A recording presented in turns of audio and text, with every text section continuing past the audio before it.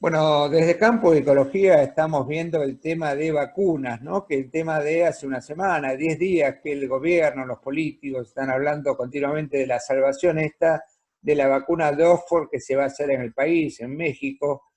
Bueno, para saber de esto estamos ya en línea con Julio Spinelli. Bueno, el doctor Julio Spinelli ya lo hemos presentado varias veces, más de 4 o 5 veces. Muy buenos días, Julio, desde Campo Ecología te saludamos. Muy buenos días, Gerardo, ¿cómo andás? Muy buenos días a todo tu público. Encantado de estar aquí de nuevo. Bueno, ahí estamos hablando de vacunas y por supuesto, vos en un momento explicaste que hay más de 200 programas, digamos, o por lo menos había en un momento más de 200 programas de desarrollo de vacunas en el mundo, en algunos casos financiados en forma unilateral por algún gobierno, en otra manera por laboratorios. A ver, explícanos hoy, independientemente de lo que está pasando en la Argentina, ¿cuántos programas se siguen trabajando en el mundo desarrollando una vacuna para el COVID-19? En este momento hay 202 programas. En este momento, bueno, hace 4 o 5 días más o menos cuando se actualizó la base de datos por última vez. De esos 202 programas incluye, por ejemplo, el programa argentino que se está realizando, incluye también un programa chileno, un programa brasilero. Hay varios programas chinos, hay varios programas asiáticos en Corea, en Japón. En este momento de esos 202 programas, hay 25 que ya están en fase clínica. ¿Qué quiere decir con que están en fase clínica? Que ya pasaron todos los estudios que se hacen a nivel de laboratorio. Animales, in vitro, para verificar que la vacuna va a funcionar como se espera que va a funcionar. 25 de esos programas ya están en fase clínica. Ahora, yo sé que hay mucha gente que se pregunta por el tema del desarrollo, ¿no es cierto? ¿Por qué están haciendo la vacuna tan rápido? Si las vacunas tardan 10 años, ¿por qué ahora lo vamos a hacer en un año y medio? Bueno, si les interesa eso, te puedo dar algunas pistas de por qué están haciendo eso y cómo lo están haciendo. Bien, perfecto, porque vos una vez nos explicaste fase 1, fase 2, fase 3, en fin, como que va pasando pasos y va sumando la cantidad de gente, ¿no? Que se va, digamos, adhiriendo, usando la vacuna, después viendo los resultados. ¿Cómo es eso? Dijiste 25, si no me equivoco.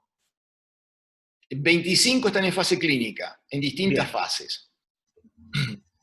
Tenemos distinta cantidad de programas en distintas fases. Por ejemplo, cuando los programas de virus desactivado, porque hay realmente 8 categorías en las cuales se puede separar el tipo de vacuna. A ver, vamos a tratar de rebobinar un poquito.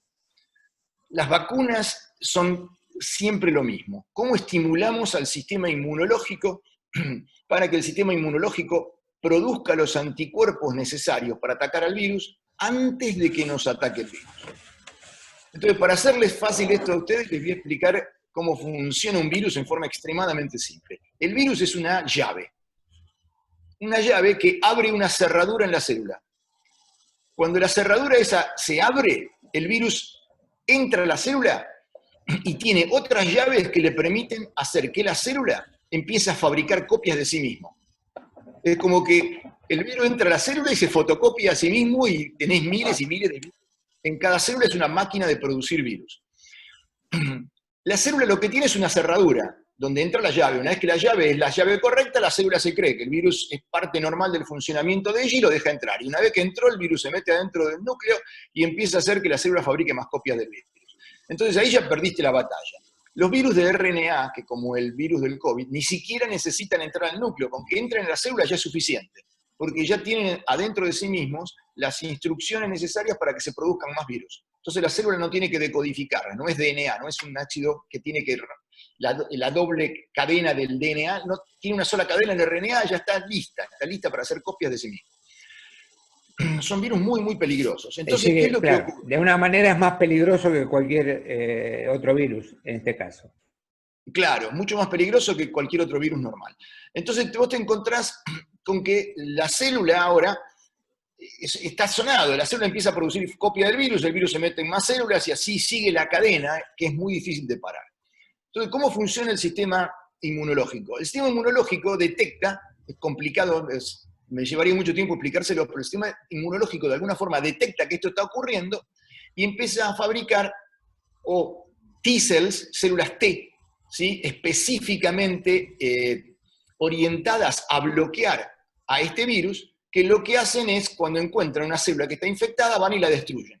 ¿Sí? La llaman células T asesinas, porque van y matan a la célula que está infectada. También el sistema inmunológico termina produciendo unas células que se llaman células B, que producen anticuerpos, que los anticuerpos, ¿saben lo que son? Es una cerradura que encaja con la llave del virus.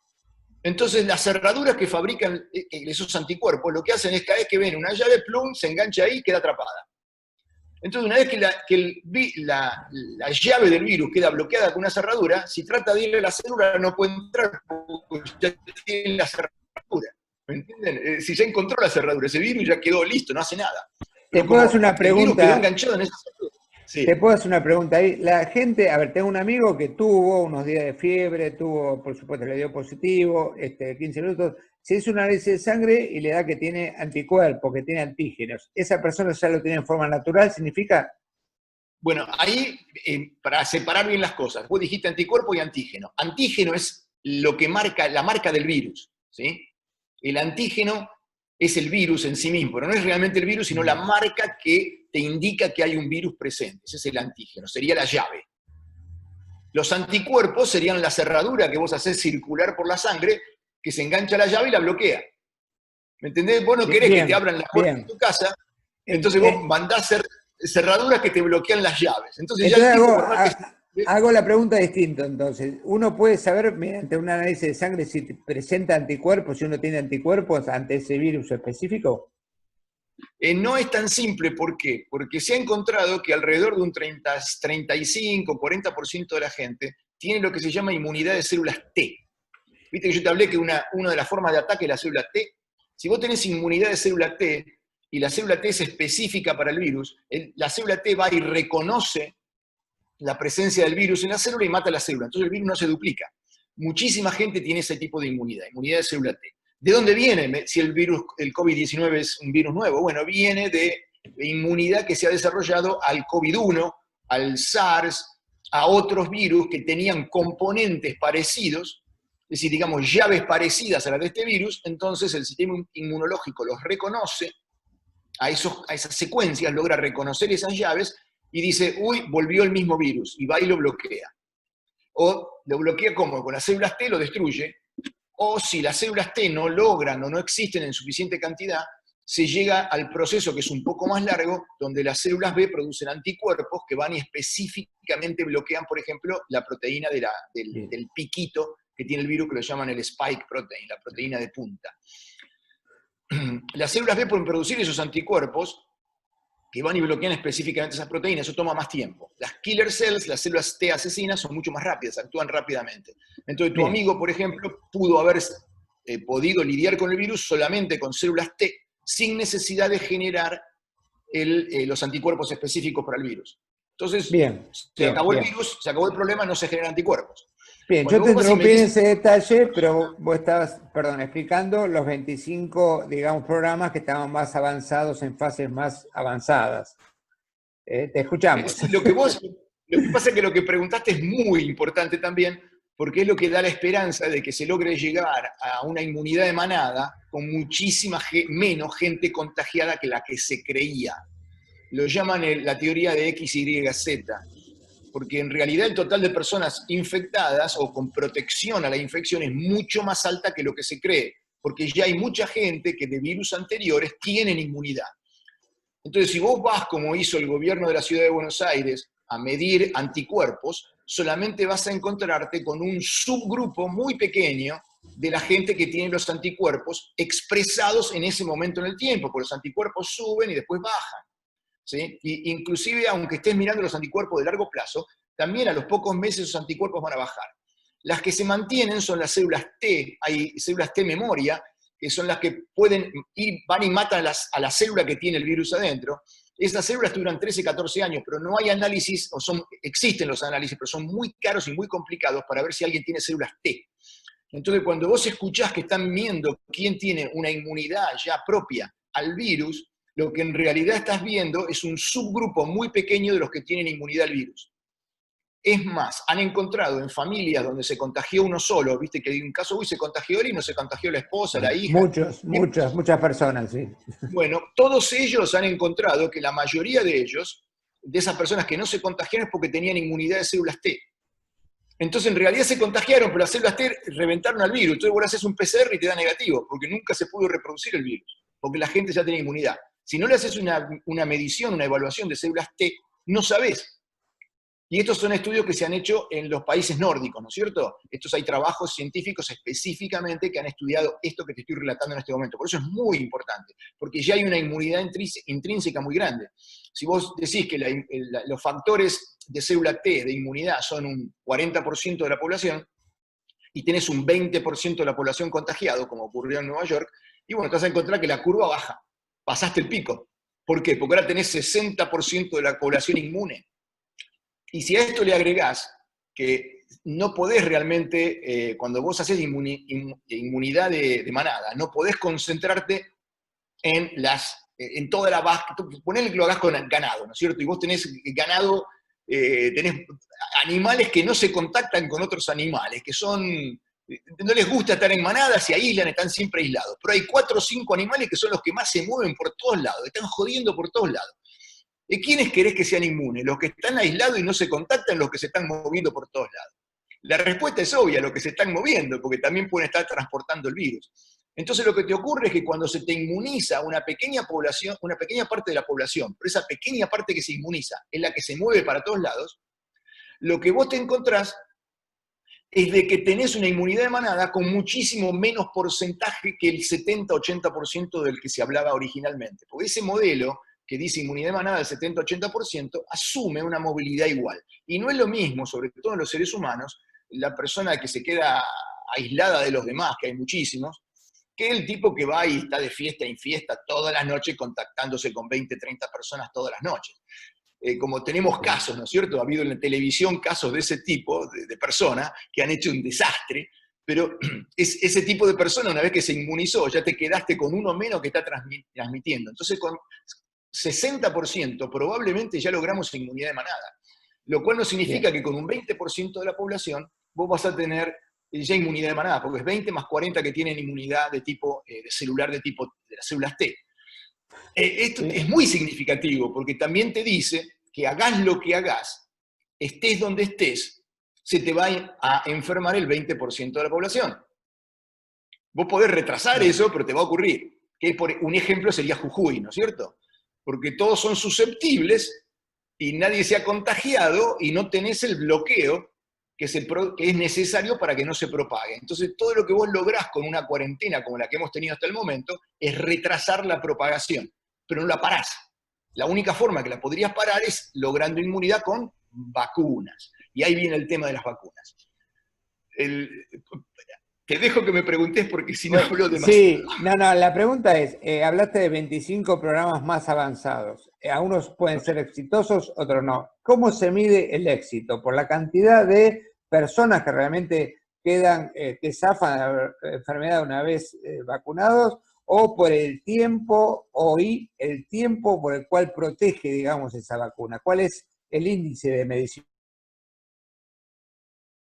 Mira, ojalá pudiera ser tan simple y claro como vos lo estás estableciendo. Lamentablemente no es ninguna de las dos formas. Vos básicamente tomás una población que tiene un alto índice de contagio, el mayor que podés conseguir, y aleatoriamente vos le asignás a la mitad de la población que vos vas a vacunar un placebo y a la otra mitad le asignás la vacuna.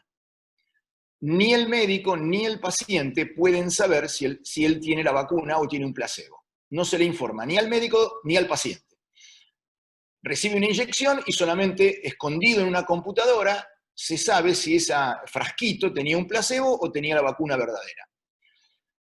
A medida que pasa el tiempo, la gente que sabe la verdad empieza a recibir datos de toda la población, de los que tenían la vacuna y de los que tenían el placebo. Esos datos se empiezan a graficar en forma estadística, con un análisis estadístico, para tratar de ver verdad versus cosas aleatorias, caóticas. Porque siempre las cosas son variables. Entonces, vos te encontrás que si lográs a nivel estadístico, lográs distinguir la población que no se enferma o se enferma menos versus la población que se enferma más, y tenés una diferencia significativa entre las dos poblaciones, vos podés decir la vacuna funciona. ¿Por qué? Porque la población que fue vacunada se enferma menos y tiene menos consecuencias. No va al hospital, nunca va a terapia intensiva, o por ejemplo, en la población que le pusimos el placebo, 10 van a terapia intensiva, y en la población que tiene la vacuna, 1 va a terapia intensiva. Estoy dando ejemplos tontos, ¿no? Pero para que se entienda. Y los que informan si el paciente fue hospitalizado, si tuvo síntomas, si fue terapia intensiva, etcétera, etcétera, etcétera, si el paciente tuvo una consecuencia, por ejemplo, se le puso rojo el sitio de la vacuna, o le vino fiebre a los 2 días, o estaba vomitando, o se murió, Dios no lo quiera, pero pasó algo grave. Los que informan en todo eso no saben si su paciente recibió una vacuna o recibió un placebo. Entonces vos mirás las diferencias de todo, mirás las diferencias con respecto a la enfermedad, pero también vas a mirar las diferencias con respecto a las consecuencias de dar la vacuna. Tuvo alguna consecuencia negativa. Entonces tenés una población de control para comparar con la población que se vacunó. Y como Bien. nadie sabe quién es quién, no pueden utilizar una opinión personal para definir, este está andando bien porque yo sé que este recibió la vacuna, y este está andando mal porque yo sé que este no recibió la vacuna. No lo van a saber. Ahora bien, Entonces, ahora te hago una pregunta, digamos que, a ver, tenemos dos poblaciones, el placebo y una vacunada. Ahora, esas dos poblaciones tienen que tener la misma edad, el mismo trabajo, es decir, si yo agarro 2.000 médicos, 1.000 con correcto, placebo, 1.000 tienen que ser personas entre 30 y 50 años, o me imagino, correcto, o todos, a ver, la población más correcto. susceptible entre 60 y 80 años.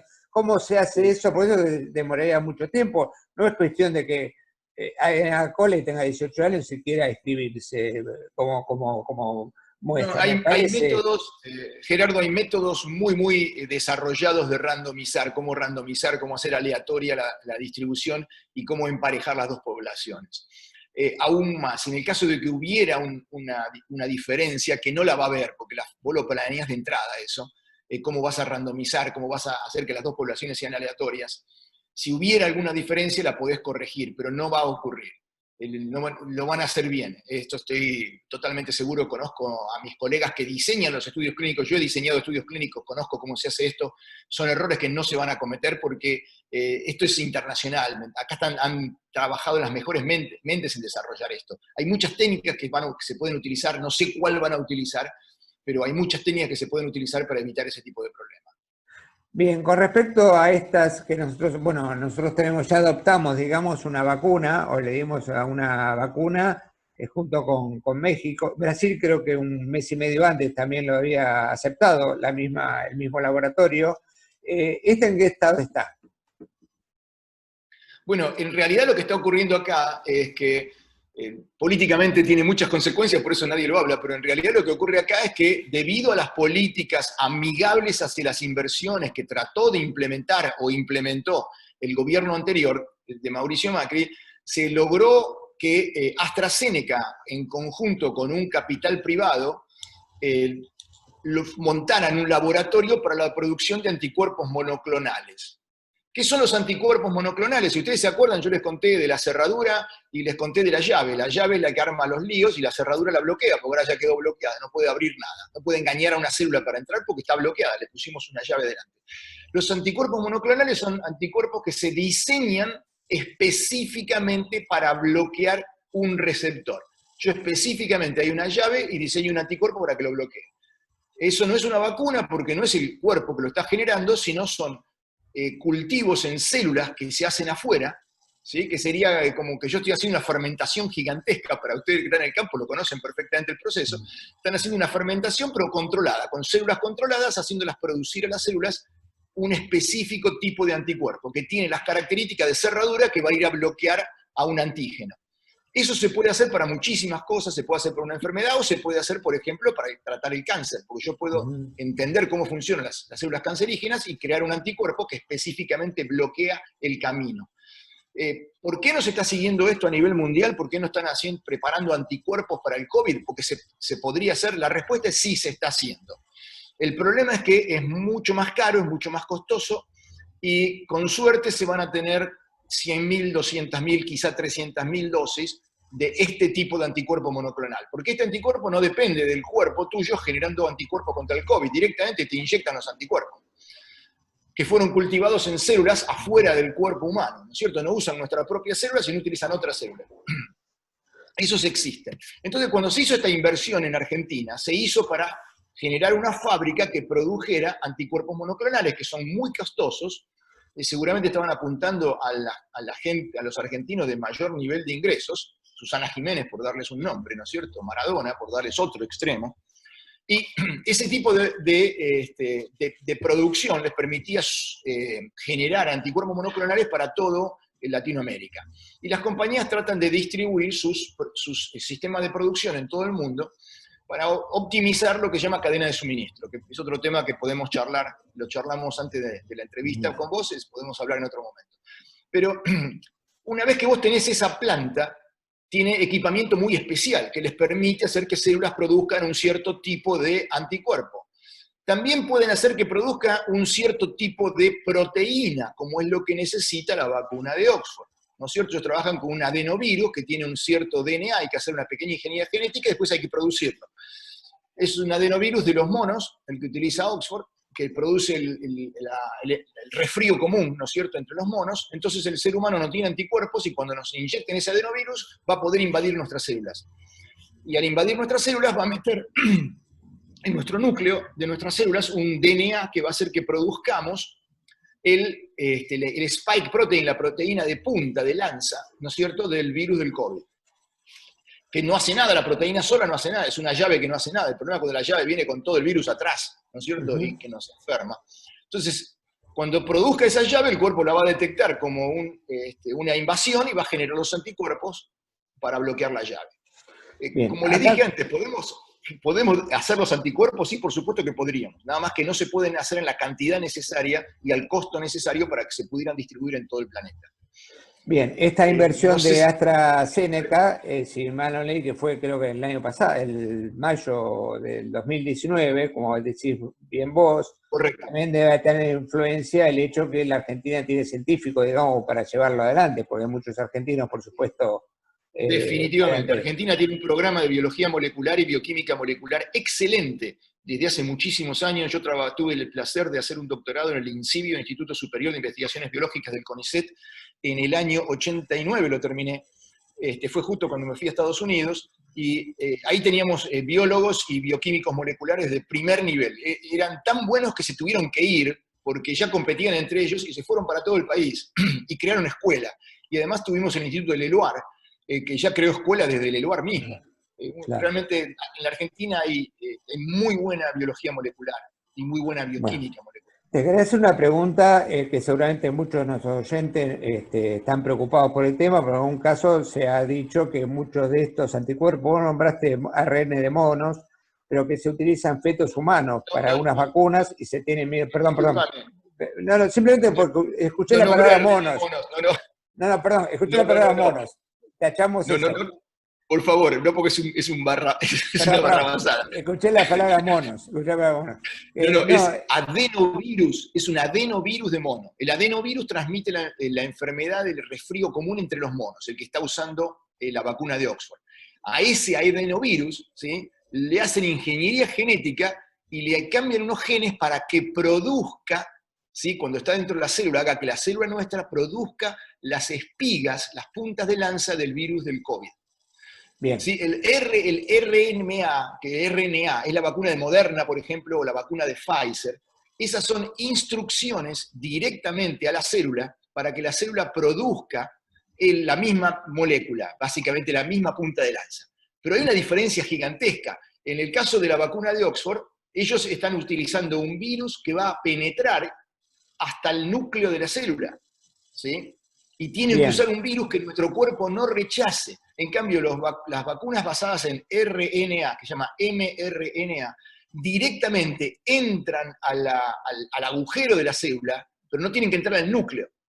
El RNA te transcribe, genera la proteína que necesita y desaparece. En cambio, el otro tiene el tema de que entra el DNA y te cambia el DNA. Ese es, ¿entendés? Ese que te cambia a vos, Muy te la cambia a vos. tecnología, claro. Bien, bien, pero la Son pregunta es, tecnologías muy distintas. la pregunta es, la gente que sabe o que tiene miedo, o que esta vacuna específicamente se usa en fetos humanos, que los laboratorios para algunas vacunas y para algunos productos lo utilizan. ¿Esto quedaría, digamos, desmistificado de alguna No, manera? ninguna de estas vacunas, no.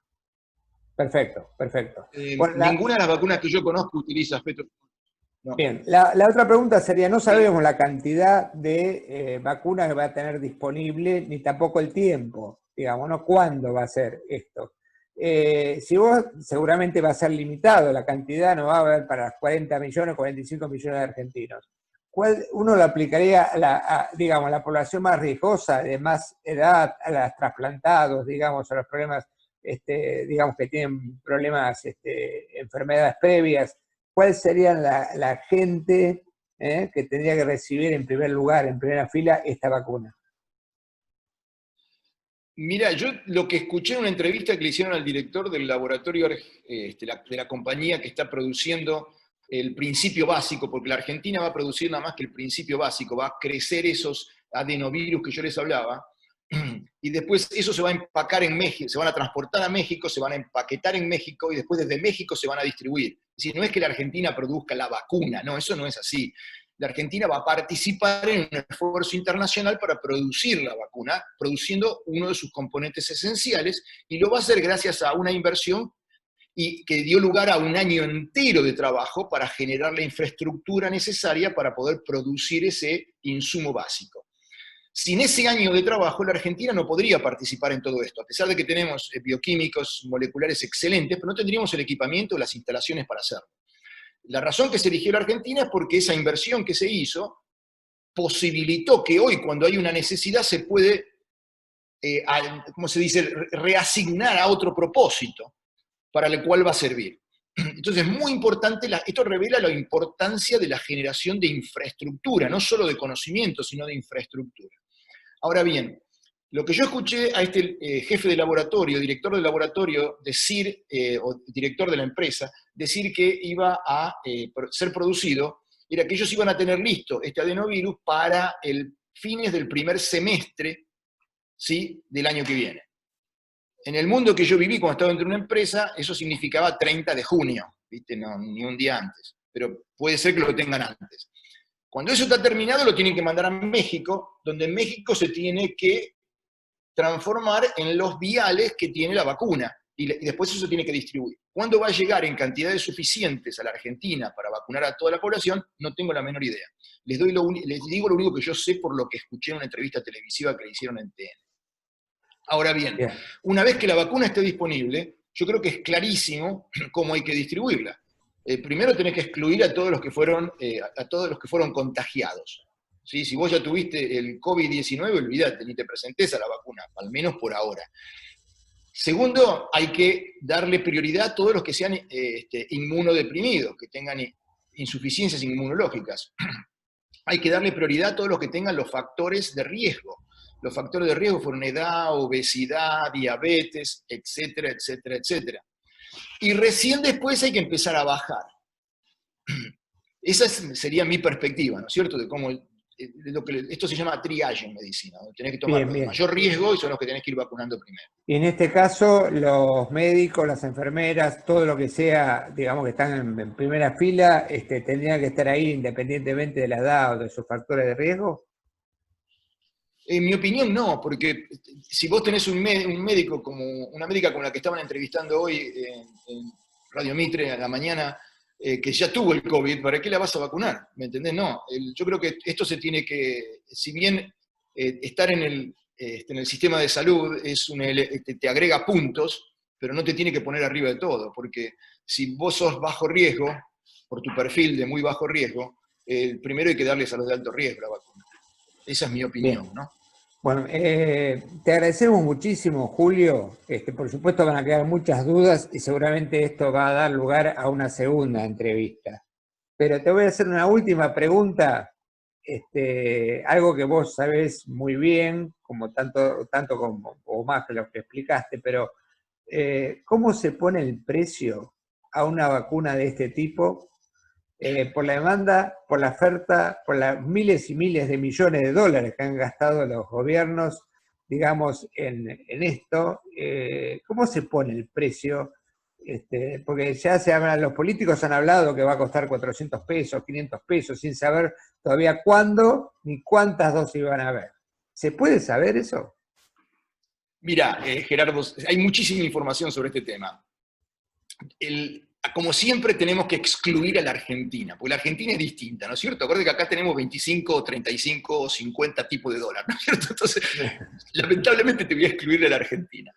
Pero ya en mayo, el gobierno norteamericano le donó a AstraZeneca, entre otras compañías, ¿sí? Donación quiere decir que le dio la plata, ¿no? sin que tengan que comprometerse a nada, excepto a trabajar en la vacuna. Le donó a AstraZeneca 900 millones de dólares en mayo para que puedan trabajar en el desarrollo de la vacuna, porque los capitales privados no llegaban a poder hacer todo esto y tomar la cantidad de riesgo que tenían que tomar sin la ayuda de los gobiernos. Pero esa fue una de las ayudas que recibió AstraZeneca. Recibió muchísimas ayudas de todos los gobiernos del mundo.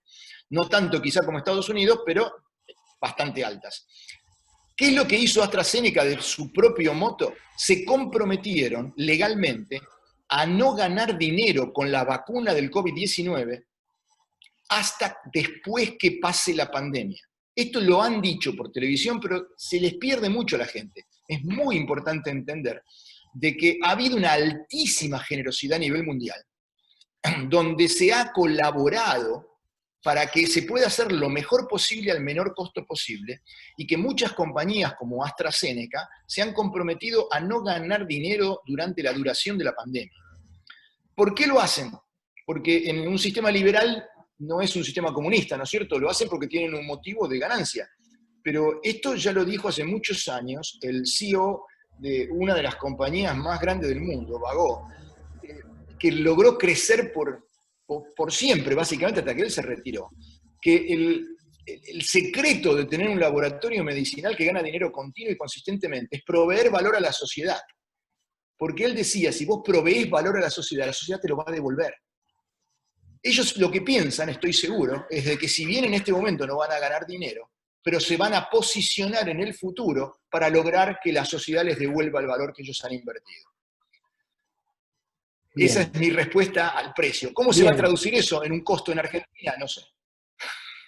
Bien, bien, bien. Bueno, bueno, como siempre te agradecemos muchísimo. Esto da lugar, por supuesto, a medida que pasan todas las semanas, van pasando, bueno, nos vamos enterando de ciertas cositas que, lógicamente, nos van a hacer llamarte nuevamente para molestarte y que nos aclares todos estos aspectos. Muchísimas gracias. Gracias a vos.